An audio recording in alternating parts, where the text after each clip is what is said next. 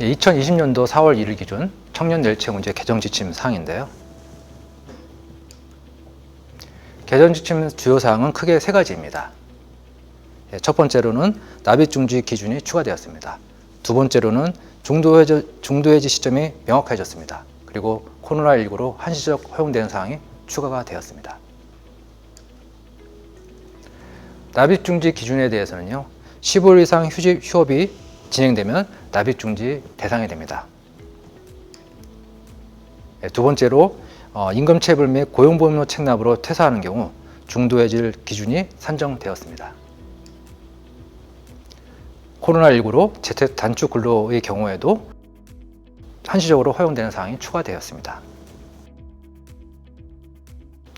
납입 중지 기준에 대해서 좀 더 알아보면요.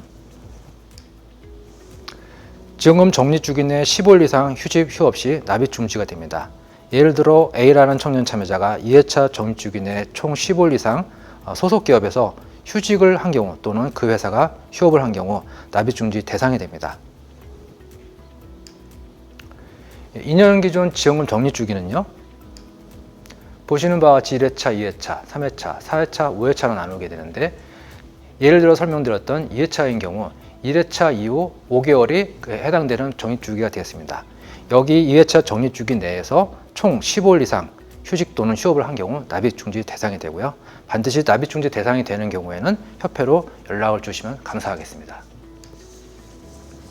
참고적으로 납입중지 사유는 보시는 바와 같이 병역 의무, 육아휴직, 사업장 내 취업규칙, 단체협약 등에 정한 무유급 휴직 등의 사유가 되겠는데요. 특히 사업장 내 취업규칙, 단체협약 등에 대한 정한 무유급 휴직, 그리고 회사 사정운한 휴업의 경우 기본적으로 최대 6개월이지만 코로나19 사유로 발생이라면 최대 12월까지 납입중지가 가능합니다.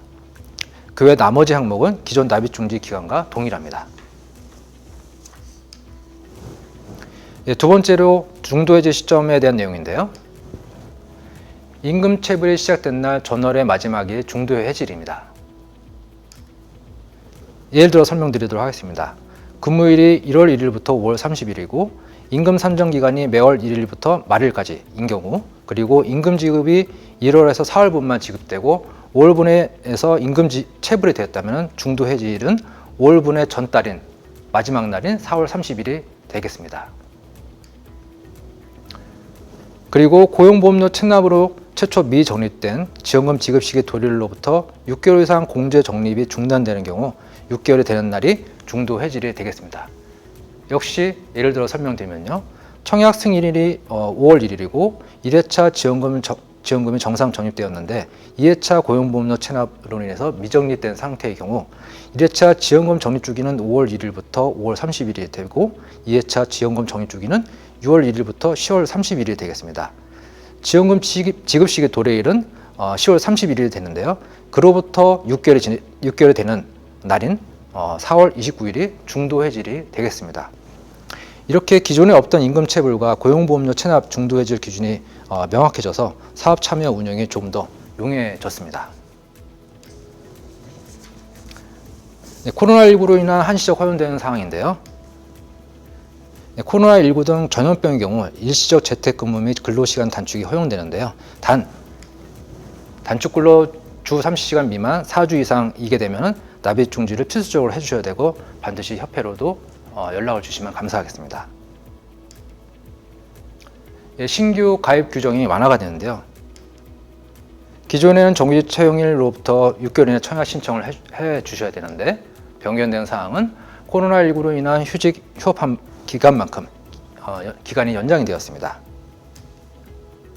그 세 번째로 기업 규칙으로 인한 재가입 규정이 완화가 되는데요.